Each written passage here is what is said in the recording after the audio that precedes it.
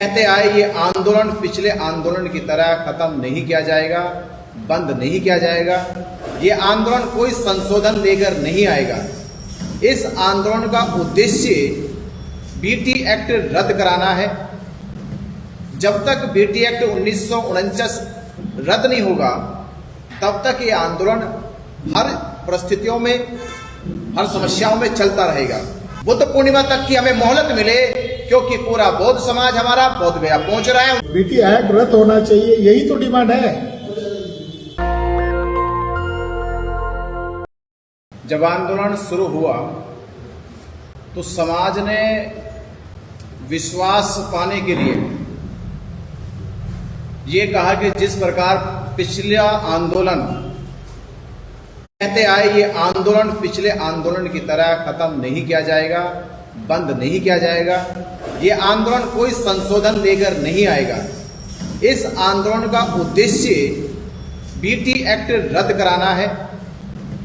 जब तक BT act 1949 रद्द नहीं होगा तब तक ये आंदोलन हर परिस्थितियों में, हर समस्याओं में चलता रहेगा। समाज को यह विश्वास दिलाया गया और इसी विश्वास को बनाए रखने के लिए समाज ने जिस तरह से इस आंदोलन को सपोर्ट किया, सहयोग दिया, उन्होंने हर एक तरह से सहयोग करके इस आंदोलन की ताकत को मजबूत किया हर रोज। और आंदोलन का परिणाम यह आया कि देश भर में आंदोलन खड़ा हो गया। हालात आज अभी ऐसे बने जो आप देख रहे 3-4 दिन से लगातार बोध गया से आंदोलन की जो अपडेट है देश में जा रही है, वो अपडेट आंदोलन को लेके समाज में एक शंका पैदा करने लगे कि आंदोलन का अब क्या हो। और कल तो हद हो गई जब ये निर्णय आया मीडिया के सामने और समाज ने, बौद्ध उपासकों ने, बौद्ध भिक्षुओं ने अपनी प्रतिक्रिया देना शुरू करी। कहने लगे क्या आंदोलन स्थगित हो गया, आंदोलन खत्म हो गया, आंदोलन बंद कर दिया गया। तो जो रोष हमने देखा, जो विरोध देखा, हमने कहा आंदोलन स्थगित नहीं किया गया है। यह निर्णय किसने लिया, किन परिस्थितियों में निर्णय लिया गया, हमें यह मालूम भी नहीं है। प्रशासन केवल यह कह रहा था कि भारत और पाकिस्तान का युद्ध हो रहा है। ऐसी विषम परिस्थितियों में सभी ऑर्गेनाइजेशन ने देश के साथ खड़े होने का वादा किया। हमने भी कहा हम देश के साथ हैं, देश की सुरक्षा के साथ है, हम अपने सेना के साथ है, जवानों के साथ है। पर हम गया प्रशासन से ये सवाल और पूछेंगे कि गया में पूरे देश से बुद्ध पूर्णिमा मनाने का आयोजन किया जा रहा 12 मई को, और 12 मई के प्रोग्राम की जो कॉल है वो धरना स्थल से दी गई। और देश भर के बौद्ध समाज, बौद्ध उपासक, बौद्ध भिक्षु 11 तारीख को ही 12 तारीख तक लाखों की संख्या में बोध गया पहुंच जाएंगे। प्रशासन कहता है कि धरना स्थल से ही सुरक्षा को कहीं ना कहीं बाधा हो रही है, देश की सुरक्षा में कहीं ना कहीं बाधा उत्पन्न हो रही है। धरना स्थल से केवल 3 किलोमीटर दूर पर ही कालचक्र मैदान है, जहां बीटीएमसी द्वारा हजारों लोगों का प्रोग्राम किया जाता है। हमने प्रशासन से कहा कि क्या प्रशासन को जो हजारों लोग बीटीएमसी में प्रोग्राम करने आ रहे हैं, क्या उनसे देश की सुरक्षा को नुकसान नहीं है? जब धरना स्थल से नुकसान है तो कालचक्र मैदान में जो बीटीएमसी द्वारा प्रोग्राम किया जा रहा है उससे नुकसान नहीं है। ये प्रशासन की मिली भगत थी। प्रशासन नहीं चाहता कि जो देश भर से बौद्ध उपासक, बौद्ध भिक्षु आ रहा है बोध गया में, वो जयंती के साथ साथ धरना स्थल को समर्थन देने आ रहा।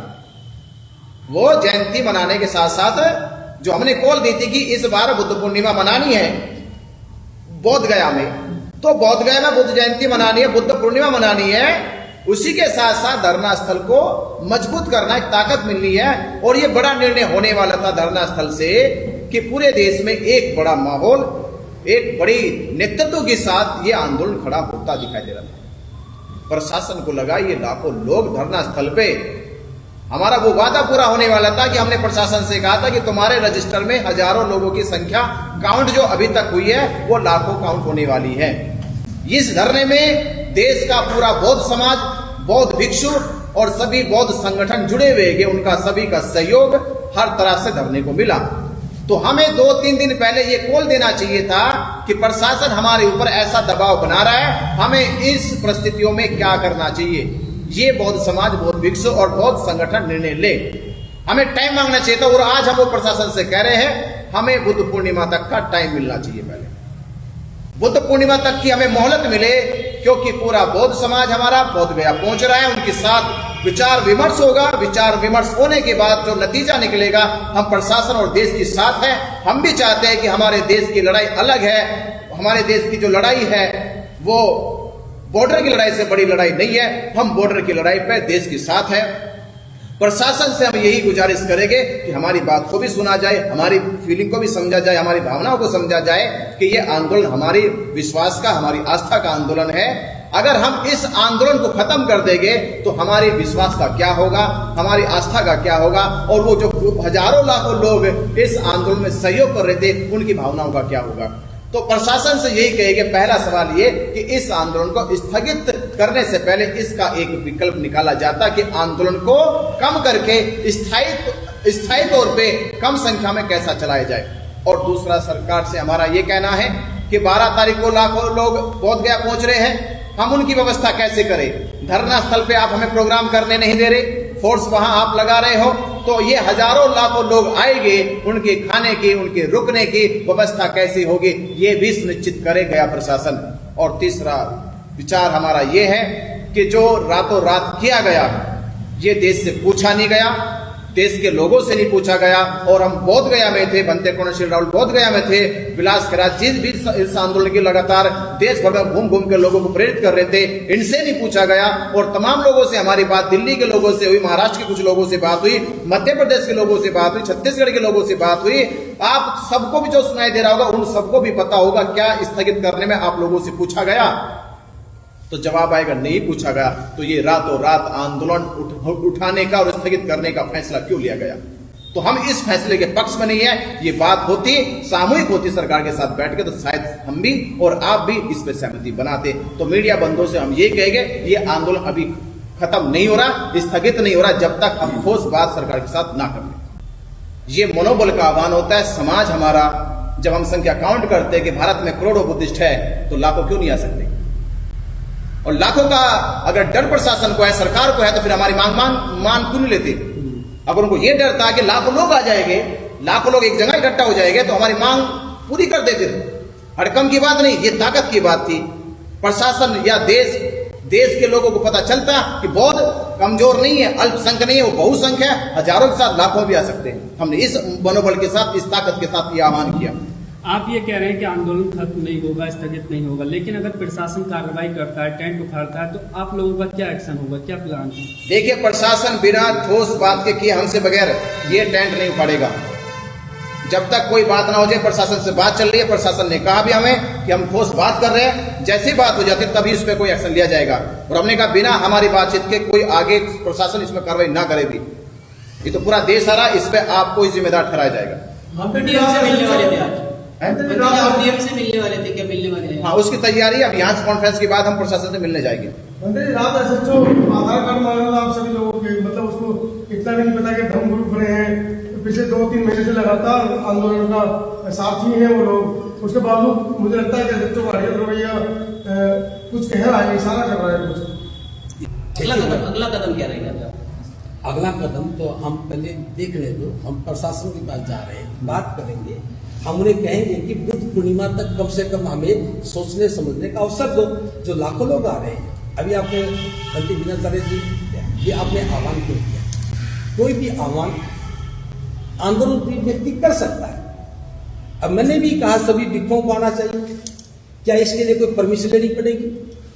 आंदोलन में हम रोज कहते हैं सभी उपासकों को आना चाहिए। ये नीतिगत फैसले नहीं होते, ये उस धरने की शक्ति की कामयाबी के लिए कहा जाता है। इन्होंने कहा 12 लाख आएंगे, ये करके 12 करोड़ भी आएंगे, तो उसमें कोई एफआईआर दर्ज होती है क्या?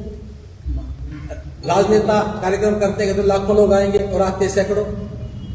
ये पब्लिक ओपिनियन रहती है, पब्लिक में मैसेज देना होता है। और ये सब किसके लिए थे? क्या इन्होंने ये कहा कि मेरे लिए आओ? मैंने जब भिखों से आह्वान किया तो क्या मैंने कहा कि मेरे लिए आओ? मैंने मार्च के महीने में ही कहा था सारे भिखों को इस बार बुद्ध पूर्णिमा बुद्ध विहार मनानी चाहिए।